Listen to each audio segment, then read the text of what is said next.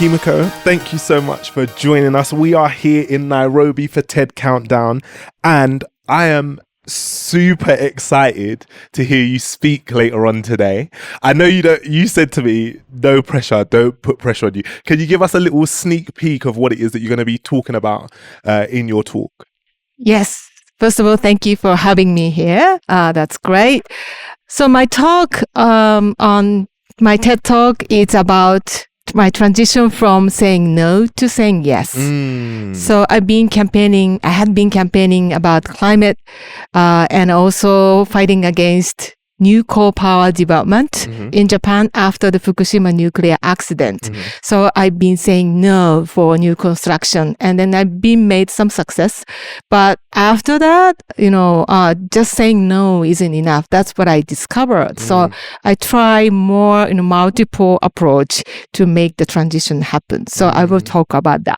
It's so important. It's so, because it's a real mindset shift, right? Like moving from a no, because sometimes you have to say no to stuff. But then when you get into that space where suddenly it's about reimagining, it's about thinking about new ways of doing things, it can be quite difficult to shift. Are you excited? Are you feeling ready to go?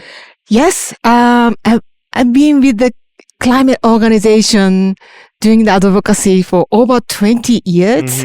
So saying, something no to the government or big corporates or, bringing the critical ideas to them, to challenge them. I spent very long time doing that.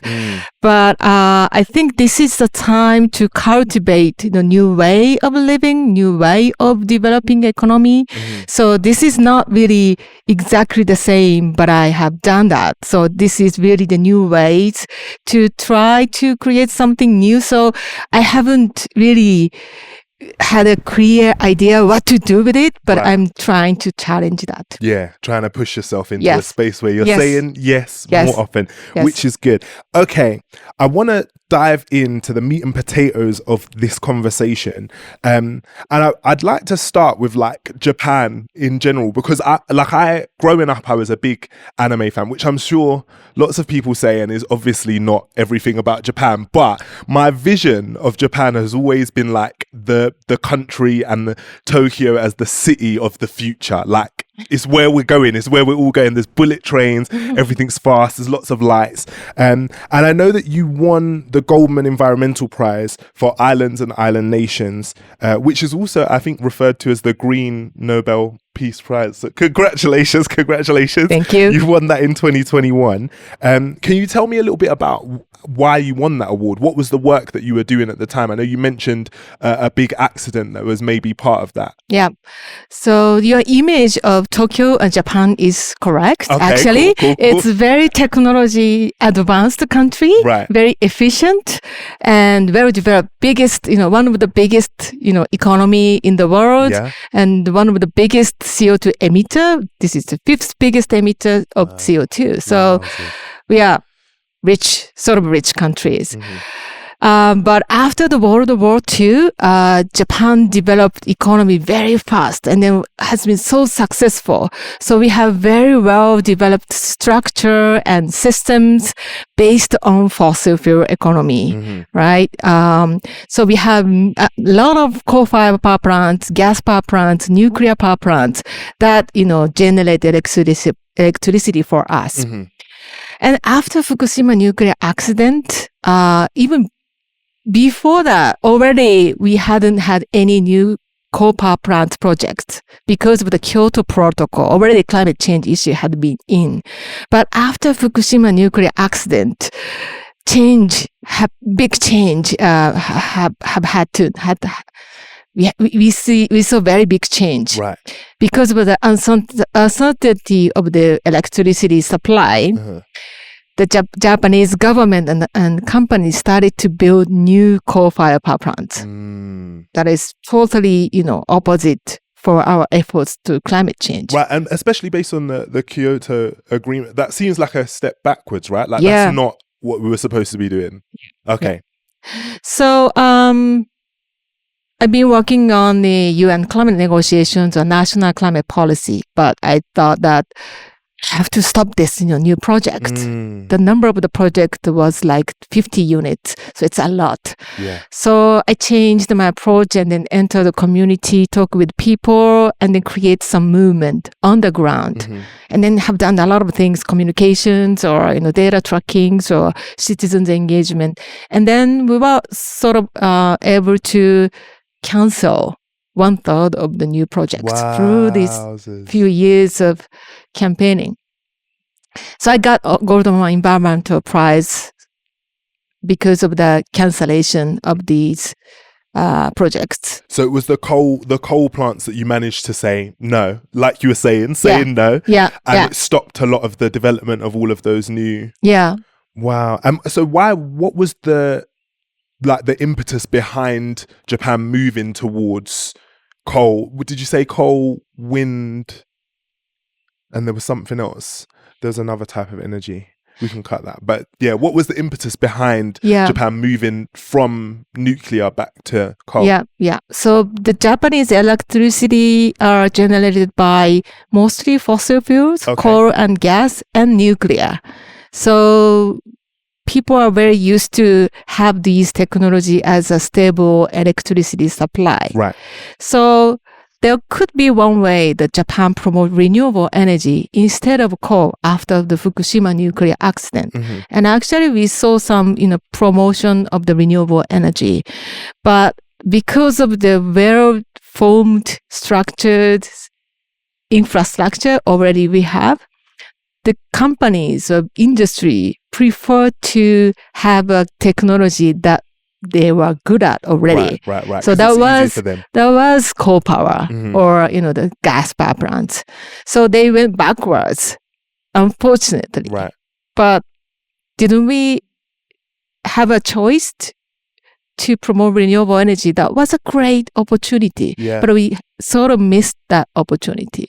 And this is really interesting because it kind of brings us to the work that you're doing now, right, with Climate Integrate. So Climate Integrate is a think tank that you run, and the aim there is to dismantle the belief that decarbonisation for Japan is too costly and too difficult. And I'm a normal person. I don't work in climate. I don't know anything about this stuff. My idea here, or my sense is, again, when I see that image of Japan as a futuristic technological powerhouse, my idea would be that maybe decarbonisation was off the table. Like maybe that is too difficult. Is that true? Or is it like something that's easily achievable or something that's possible?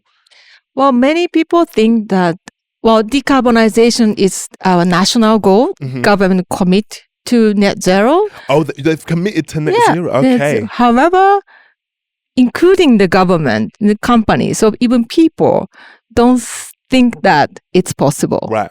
It's too difficult. It's target somewhere up there. But how do we do that? We have no, answer. No plan and no answer. So, how can we make this, to be seen possible? It's something that we need to challenge. And so, that's one of the reasons I founded and Climate Integrate as a think tank. We lack the good information to see that this is possible. So what's lacking? The good information about technologies and good information about the cost, good information about the prosperity in line with the, decarbonization. So people just see that continuation of the status quo is much better than making big change. Our life wants to, be calm and quiet and relax and then just continuation. And the Japanese, living standard was not that bad. So even not so super happy, but still it's okay, so that kind of, the mindset that the Japanese people have. So it's difficult to, mobilize people that we need change. Let's make change. So, so how we can, endorse people to take a step for taking action for climate change. That's a big challenge. So not just saying no. I think we need to create some space for people to say, oh, we can do this, or this is the pathway that we can take. It's not dangerous and it's possible and it's not that expensive. So what we started by presenting the fact-based information that how can we do that? Right. And how much does it cost? Oh, it's not that costly. Renewable energy is getting cheaper and cheaper. And do we have land in such a small country? Yes, we do. There are many empty rooftops in many buildings in Japan. So we can put the rooftop solar. So there are many ways to take a step forward. So we are presenting that to people. Oh, it's so interesting. So you're dealing with a population who are generally like they don't think it's the worst. They don't think it's the best. They're comfortable. They don't necessarily want the change or the discomfort that comes with the change. And your idea here is that what they need to know is the information, the facts, that it is possible, that it is achievable, that it's not as expensive as they all think it is. And so how do you envision, or how do you see this impacting the public narrative around the urgency of climate change or trying to get to net zero? Are you seeing it having a change or an impact in the culture?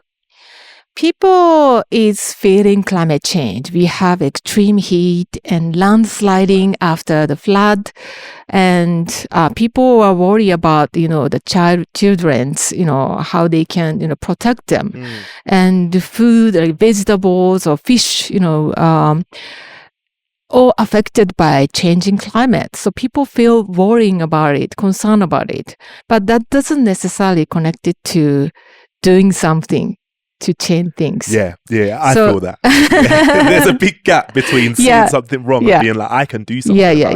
And especially in Japan, we have a very conservative government for a long time.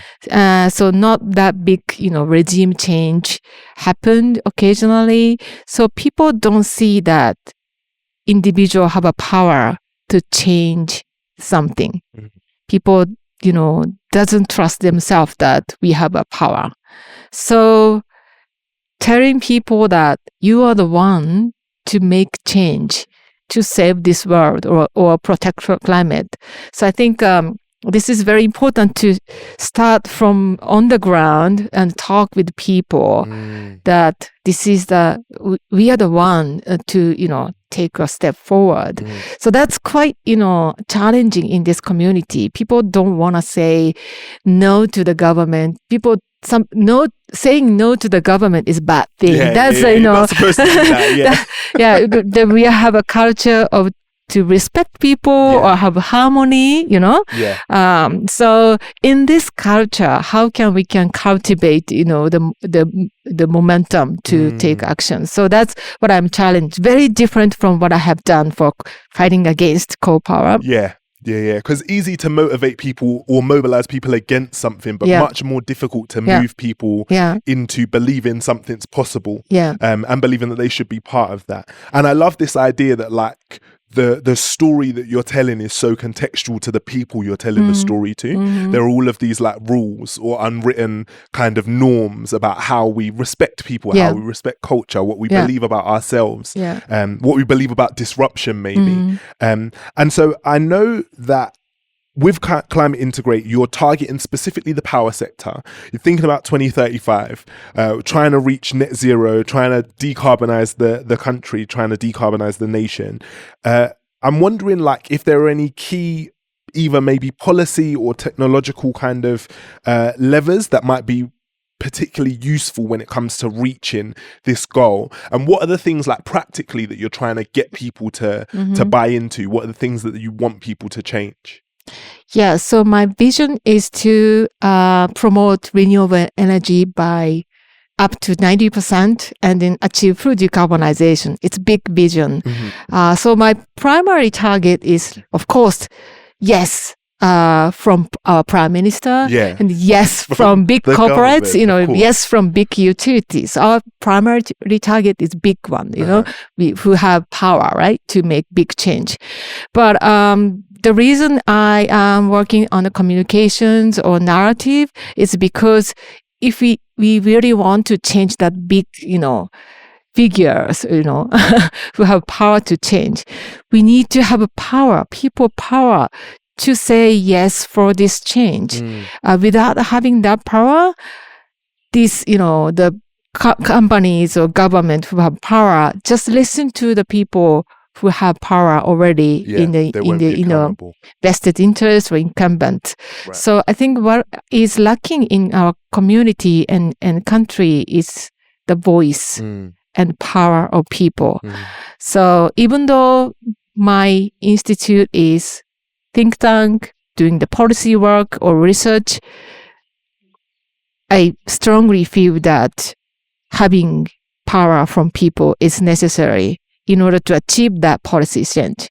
And with regard to the policy, there's not single, easy solution. Unfortunately, we need to have a North Star, like ambitious target, but also we need to remove many, many barriers in the technical term, grid access or, the market system, electricity market or regulation, carbon pricing. A lot of things needs to be done.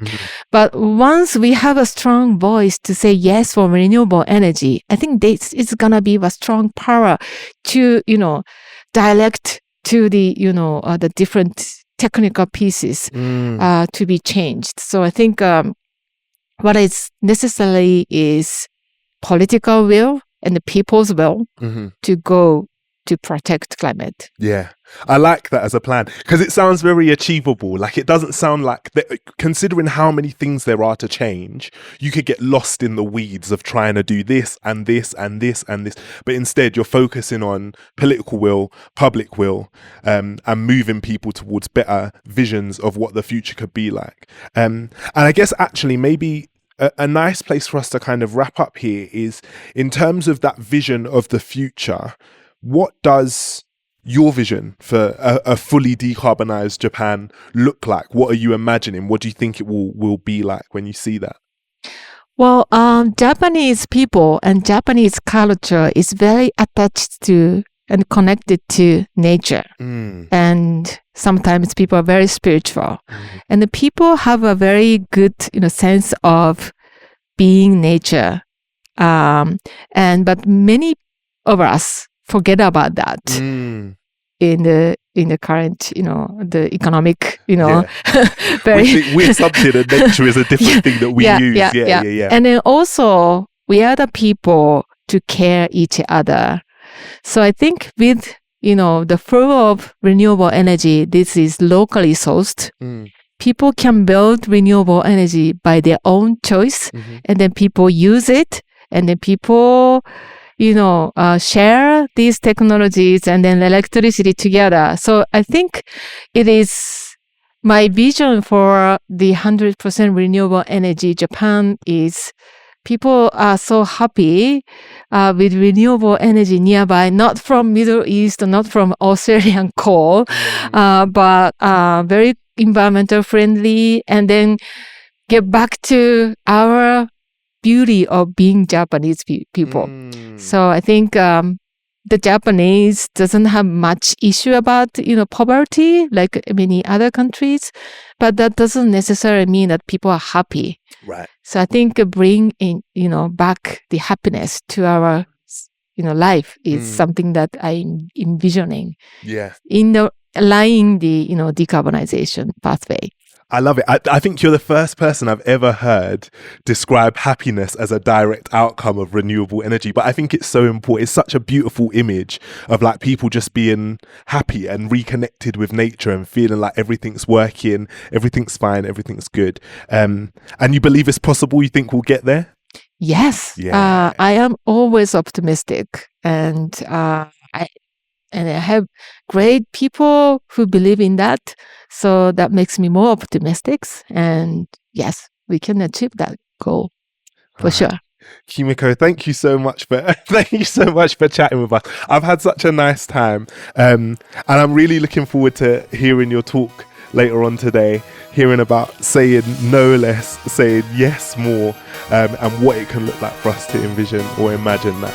Thank you so much for joining us. Thank you so much. Thank you for joining us this week. We really hope you enjoyed this episode. If you did, please hit the follow button to make sure that you get next week's releases. And while you're at it, please leave a rating and a review. Now, let's shout out to our fabulous team behind the pod. Executive produced by Josie Colter. Produced by Ben Beheshti. Music also by Ben Beheshti. Communications by Tara Cooper and Izzy Gladstone. Curation by Disha Chandra. Hosted by Ben Hurst. And Mariam Pasha. And remember, stay curious.